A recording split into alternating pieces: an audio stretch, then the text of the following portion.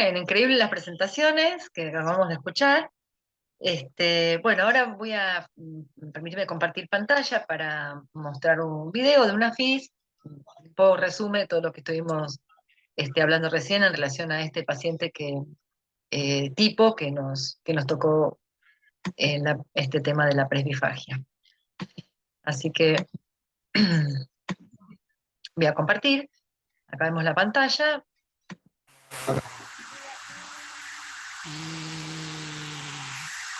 Quiero que presten atención a la voz de este paciente y si tenés algo para decírsele, por supuesto, pero escuchen que ya uno, si no viera la imagen, ya escucharía la voz de alguien grande, ¿no?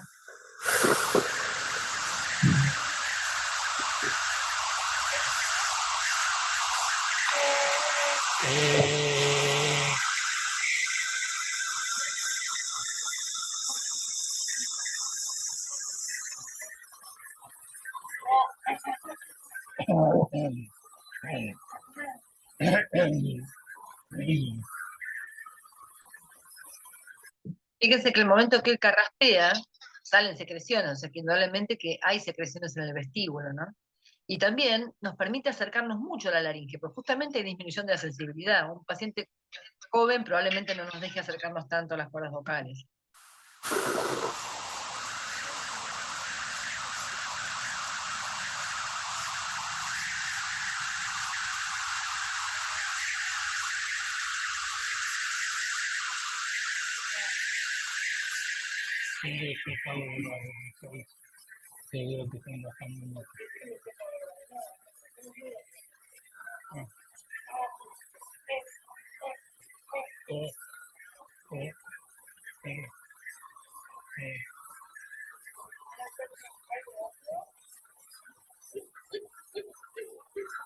Así, easy, easy, easy, easy, easy.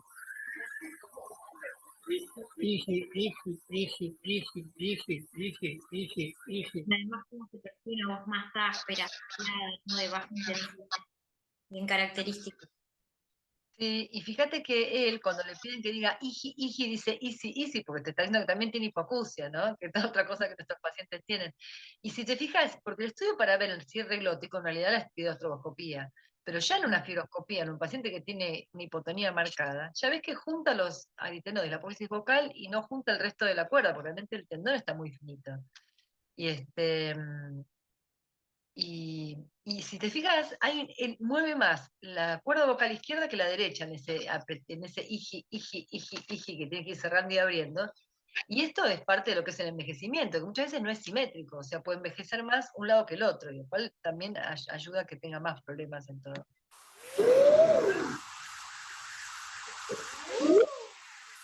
No puedo.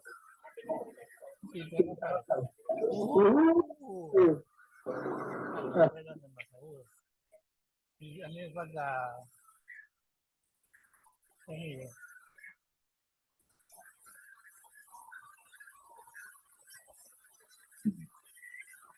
Claro, porque en realidad él dice, a mí me falta sonido, viste, que ir al agudo, y en realidad vos para ir a un agudo tenés que poner justamente más presión subglótica, que eso tiene que ver con toda la contextura del paciente y la capacidad de cerrar bien, y él siente que cuando quiere hacer más presión subglótica se le escapa el aire, entonces yo no puedo, ustedes pueden hacer más fuerte y más agudo, yo quiero ir al agudo y no puedo.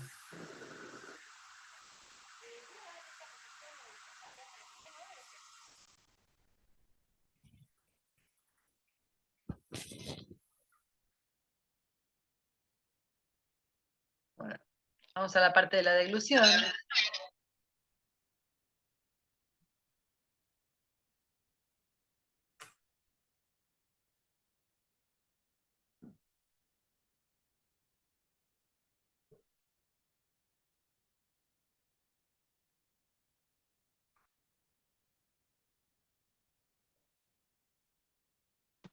¿Qué me podés decir, Micaela, de esa? Ahí, sí, ahí ya se empieza a ver cómo va cayendo el alimento en valéculas y cuando llena valéculas ahí recién dispara el reflejo del glutorio y se va llenando de todos esos residuos que son tan característicos de los adultos mayores. Se va pintando ya.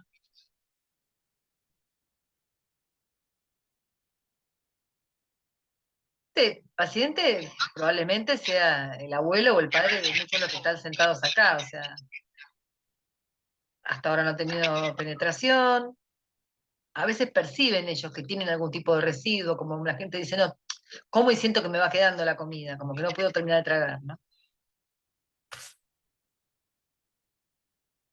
Sí, sí, la sensación de que algo va quedando.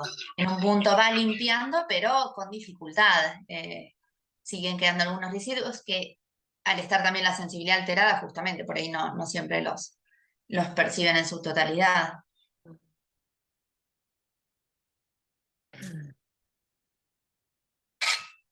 Mira acá. Pero me parece que por lo menos pasa la encrucijada y progresa, porque no veo que tenga retención en hipofaringe, aparentemente el crico acá en este caso estaría funcionando bien. Ujú. O sea, nosotros veníamos a decir en el puntero, pero cuando hay hiperfunción del cricofaringio se junta alimento en esta zona de acá atrás, o sea, donde, pasando la encrucijada. Entonces ahí es donde puede haber aspiración postdeglutoria, que en este paciente, bueno, no lo tiene.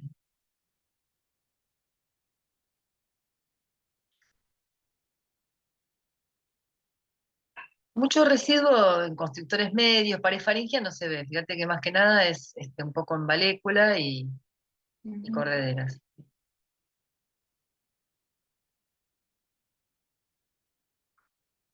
Cada tanto conviene que pedirle al paciente que pare de tragar, estire un poco el cuello para permitirnos acercar. Ahí lo que pasó fue que se tiñó la punta del fibroscopio, entonces lo veo como más verde, pero permitirnos acercar para ver si realmente este, está habiendo penetración o no y ver cómo está la subglótica. En este caso vemos que está libre, o sea, no hay nada teñido de verde en la zona subglótica. Si uno tiene dudas, le puede hacer carraspear al paciente o toser para ver si hay algún residuo que haya pasado rápido y no lo podemos ver. En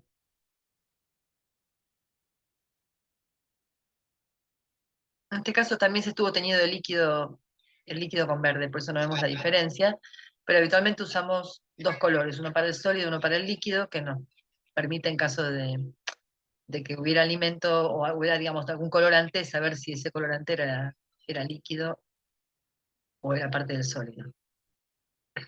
La respuesta, cuando uno se acerca a los repliegues, debiera de ser de deglución o de cierre de las cuerdas vocales. No siempre es tos, o sea, se puede considerar positiva que haya una respuesta de cierre, como defensa por cierre. En cuerdas siempre es tos, lo mismo que en tráquea, ¿no?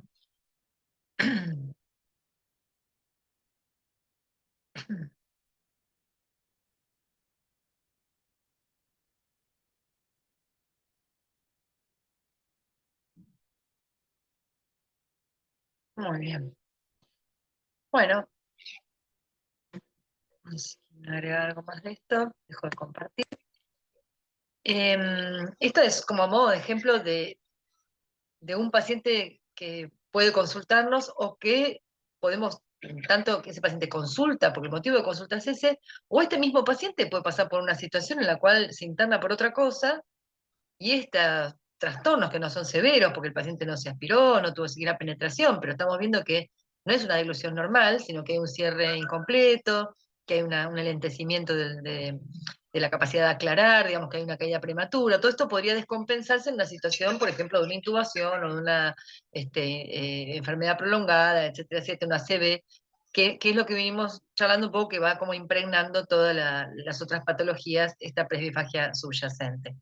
Quería preguntarte, Celeste, este, bueno, en realidad vos hablaste al comienzo de tu charla de algunas pruebas simples que se pueden hacer, sencillas como para evaluar el cierre glótico, ¿no es cierto? Como querías un poquito hablarnos, aclararnos acerca de eso.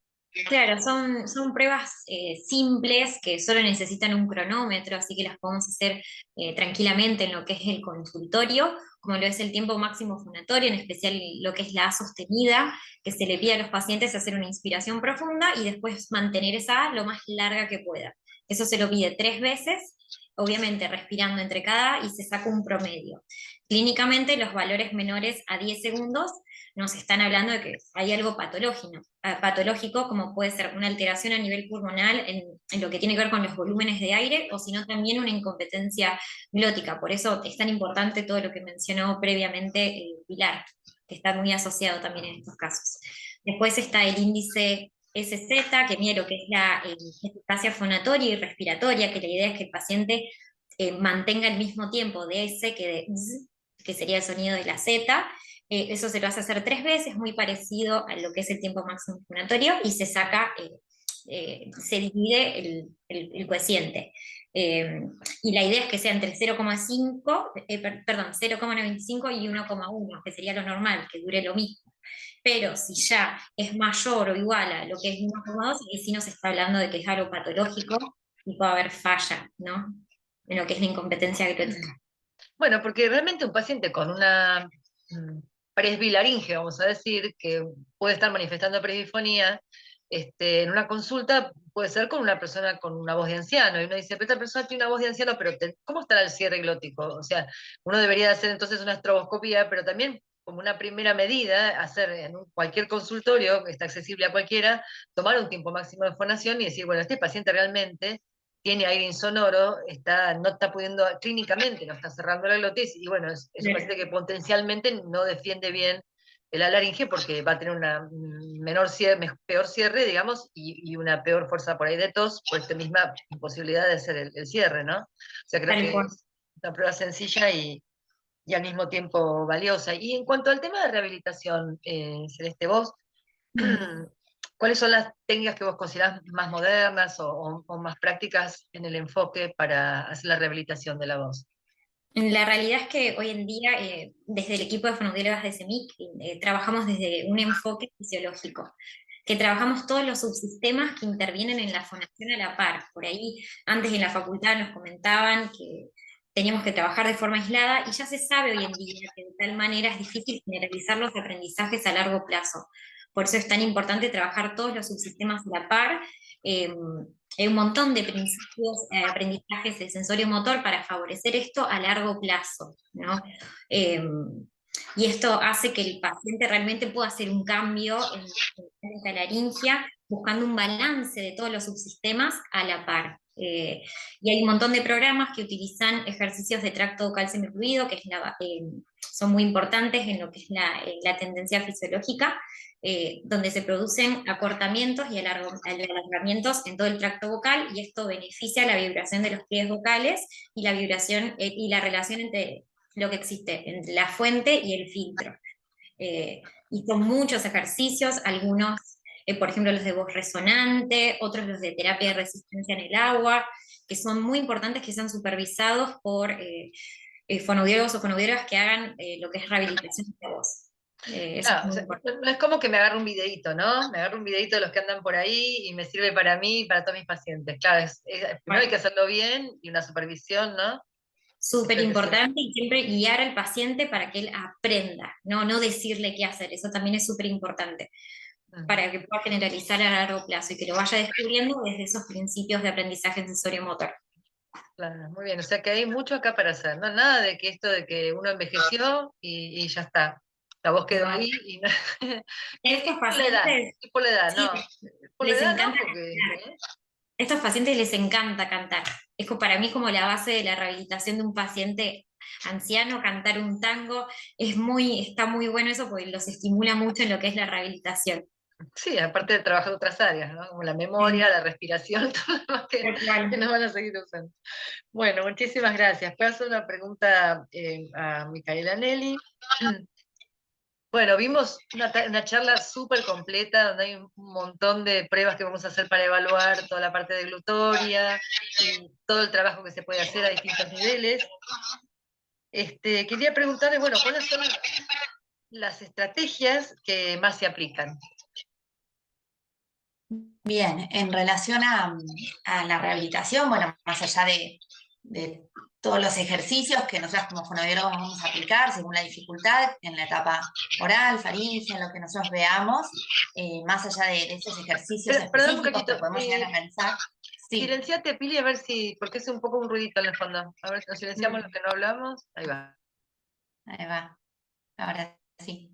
Bien, más allá entonces decía de los ejercicios específicos que podamos hacer en la rehabilitación, una de las estrategias terapéuticas más fácilmente aplicables, que más suele utilizar, es la adaptación de la dieta. Todo lo que son las estrategias compensatorias son sumamente útiles y fáciles de aplicar desde un comienzo. Lo que es la modificación de las consistencias, la viscosidad, los volúmenes, es lo más útil para que la alimentación sea segura, sea eficaz, no genera tanto costo, no genera fatiga, no se requiere tanta colaboración de la persona, si no incluso no la pudiera dar, porque puede estar a cargo del cuidador que esa persona tenga, pensando también que muchas veces son pacientes que bueno, presentan deterioros cognitivos y otras cuestiones asociadas, entonces es importante poder ir adaptando la dieta para que sea segura para la persona. Y Sí, justamente un poco segura la y otro educación. poco con una nutricionista para que no sea aburrida, ¿no? Porque también está toda esta Sí, cuestión de que empieza si es siempre lo mismo, como a rechazar el alimento, sí. y hoy en día hay Sí, es muchas. fundamental. Sí, fundamental tener en cuenta las preferencias, los gustos, ofrecer una variedad, porque también si no, no va a haber tanto interés por la comida y ahí también son pacientes que justamente suelen perder peso, interés en la comida o en la hidratación, entonces es muy importante también todo el trabajo ahí que hacemos con las nutricionistas para eso. Y Micaela, ¿crees que hay un Y también tiempo para la rehabilitación? O sea, un paciente que, por ejemplo, tiene pérdida de fuerza faríngea o algo, ¿no puede establecer tantas sesiones o tanto tiempo?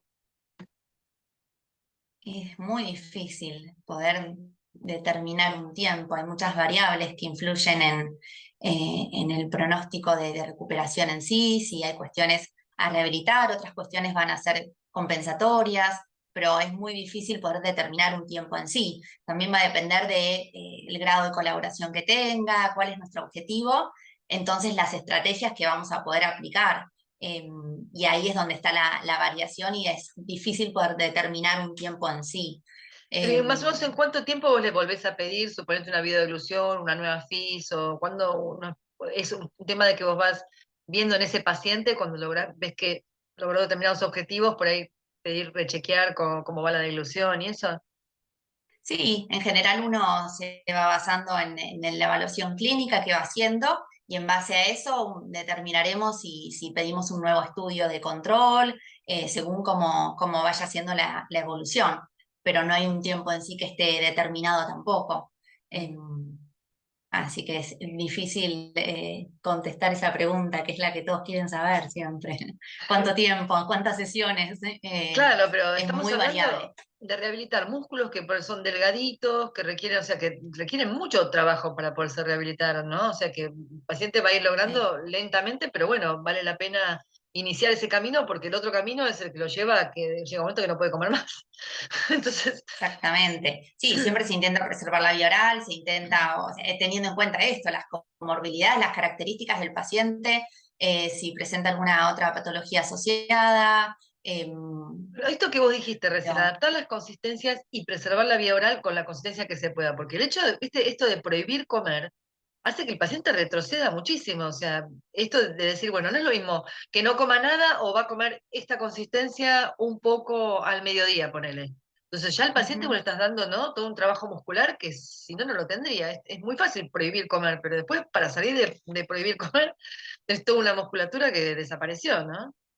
Se Es entra en todo un círculo vicioso del cual es difícil salir, sino sí, lo ideal es intentar encontrar la forma más segura para que se siga manteniendo esa vía oral, justamente como decía, eh, dando rienda en primer lugar a todas las estrategias compensatorias que desde el primer momento podemos aplicar, como es la adaptación de los alimentos, la educación fundamental al paciente, al familiar o cuidador que haya, con técnicas posturales que son bastante más sencillas por ahí de aplicar o tener en cuenta, todas las estrategias ambientales, e incluso a veces cambiando, no sé, el horario de las comidas en función a la medicación o los periodos de mayor vigilia o de mejor, no sé, atención, depende, bueno, de cada persona qué otras dificultades pueda tener, pero favoreciendo la autoalimentación, asegurando una buena higiene, bueno, todas las Bueno, eso estrategias. también es muy importante, porque lo que vos no le vas a poder sacar al paciente, a veces uno trata de disminuirlo, pero siempre estás peleando es con la saliva, o sea que uno le prohíbe tomar agua, pero el paciente tiene un litro que le pasa permanentemente por la vía aérea, ¿no? O sea que todo esto, o sea, la higiene vocal para que eso no pase infectado, pase lo más limpio posible.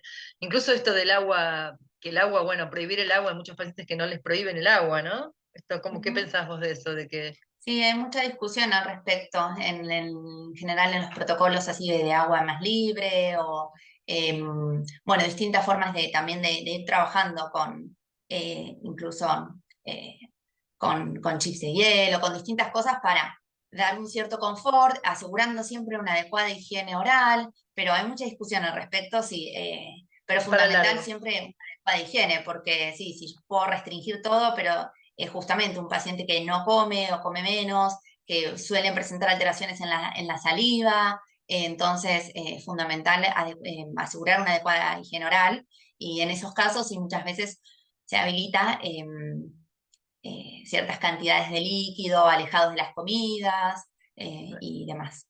Bueno, muchísimas gracias. Y bueno, y Pilar, estuvimos hablando de todo, venía toda la comida por acá, ¿no? Y se encontró con los pulmones. Así que bueno, la verdad que estuvo muy interesante todo lo que comentabas acerca de que lo que uno a veces no tiene en cuenta, ¿no? Que parece que la tos es una cosa y caminar es otra, ¿no? Y bueno, entonces yo quería preguntarte cuál es la relevancia entonces de lo que son las capacidades pulmonares en relación a la deglución. Bueno, en primera instancia, quiero destacar que, igual ya lo dijeron, pero que la deglución y la respiración es una sinergia, digamos, es un movimiento coordinado. Para poder tragar tenemos que hacer una apnea y luego continuar con la expiración para poder barrer si llega a quedar algún residuo que en los adultos mayores puede pasar y bueno, y lo vimos también ahí en el video que vimos previamente. Y respecto a esto, digamos, todo lo que son las capacidades pulmonares son de suma importancia para poder trabajar con volúmenes adecuados para tener una tos eficaz y poder, digamos, proteger ahí la vía aérea, que como vos dijiste, no es algo aislado del movimiento ni de la postura. Eh, Así que bueno, trabajar bien los patrones diafragmáticos a volúmenes pulmonares totales para poder, digamos, la fase expulsiva de la tos sea con un buen cierre glótico y con un buen volumen de aire. Claro, porque, o sea, es muy común que uno, si yo sí voy a preguntarle a los pacientes qué actividad física hacen, ¿no? Y que los Exacto. clínicos lo manden al paciente a caminar, que no está mal como ejercicio, pero realmente no están trabajando nada de la cintura escapular, o sea, de toda la parte de la cintura escapular, ¿no? Que es lo que uno por ahí tendría que, viendo tu charla y todo, recomendarle a las personas más grandes que hagan algún trabajo de la cintura para arriba, ya sea yoga, ¿no? Gimnasia de la tercera edad, o sea, Perdón, sí. Toda la parte postural es lo más se ve alterado, la parte, digamos, de la cintura escapular y del raquis, digamos, de toda la parte dorsal, cómo tienden a incrementar esa sifosis fisiológica que nosotros tenemos, cómo se acorta toda la cadena anterior, y bueno, ya la posición en flexión de la cabeza, digamos que no es una correcta alineación para la evolución, incluso, así que el movimiento va a ser, digamos, menos eficaz. Así que sí, trabajar toda la parte de disociación de cinturas, elongación de la cadena anterior, todo lo que es el abdomen, que se pone bien hipotónico y que es fundamental para la tos y para mantener la vía aérea permeable. Así que sí, somos un todo y no hay que solo caminar. o sea que más que la lipoaspiración, ¿viste? Para sacar los rollos, hay que trabajar los abdominales para tener una deglución segura y poder seguir disfrutando de comer. Aquellas personas que les gusta comer tienen que hacer abdominales, ¿no es cierto? Para poder comer más tiempo el resto de su vida. Creo que me parece importantísimo tener siempre en cuenta la parte kinesiológica. Muchas veces es como que uno se va. Esto que hablaba Cele hoy de la parte de poder hacer una rehabilitación fisiológica, hay que pensarlo también desde el punto de vista de la delusión, considerar todos los factores. Si uno trabaja la deglución por un lado, pero no sabemos qué pasa con la parte respiratoria o con la nutricional, bueno, es importante por eso la multidisciplina, por eso el origen de esta mesa.